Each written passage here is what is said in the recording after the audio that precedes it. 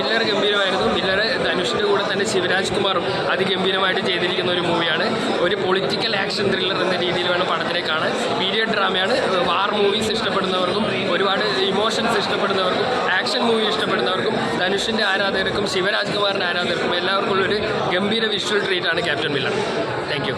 Theatre experience കാരണം screen presence Dhanush, Shivaraj Kumar, awesome performance, അതുപോലെ തന്നെ ആക്ഷൻ സീക്വൻസ്, മേക്കിങ്, പടത്തിൻ്റെ എന്താ പറയുക ആക്ഷൻ കൊറിയോഗ്രാഫി എല്ലാം ഹോളിവുഡ് ലെവൽ ഐറ്റം എന്ന് പറയുന്നത് ഇന്ത്യയിൽ ഇതുപോലൊരു പടം നമുക്ക് തമിഴ് ഇൻഡസ്ട്രി ചെയ്തതിൽ big salute.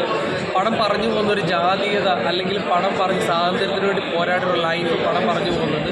So theatre experience ആണ്, മിസ് ചെയ്യാതെ മസ്റ്റായിട്ട് വന്ന് കാണേണ്ട മസ്റ്റ് വാച്ച് സിനിമയാണ് പടം. കില്ലർ ക്യാപ്റ്റൻ മില്ലർ പറയാം. കാരണം അടി ഇടി വെടിമയം അതാണ് ഈ പടം. മറ്റേ പെർഫോമൻസിൻ്റെ കാര്യം നോക്കുകയാണെങ്കിൽ ശിവരാജ് കുമാർ അതേപോലെ ധനുഷ് എല്ലാവരും ഒന്നിനൊന്ന് മെച്ചം. ലാസ്റ്റ് ക്ലൈമാക്സ് ആയപ്പോൾ മറ്റേ ശിവരാജ് കുമാറിൻ്റെ ഒരു റീ എൻട്രി ഉണ്ട്. എൻ്റെ പൊന്നു, അതൊക്കെ തിയേറ്റർ എക്സ്പീരിയൻസ് ചെയ്യേണ്ട സാധനമാണ്. ഒരു രീതിയിലും ഇത് നിങ്ങളെ മടുപ്പിക്കില്ല. തിയേറ്ററിൽ നിന്ന് കാണാനുള്ള എല്ലാ സംഭവവും എന്തായാലും മസ്റ്റ് തിയേറ്റർ വാച്ച് കാണാം. രാവിലെ തന്നെ ടിക്കറ്റ് എടുത്താണല്ലോ, രാവിലെ ടിക്കറ്റ് എടുത്താണല്ലോ, അതിൻ്റെ ആ ഒരു എക്സ്പെക്ടേഷൻ ലെവലിൽ വന്നു. കാരണം ഞാൻ മെയിനായിട്ട് ഉദ്ദേശിച്ചത് ആക്ഷൻ.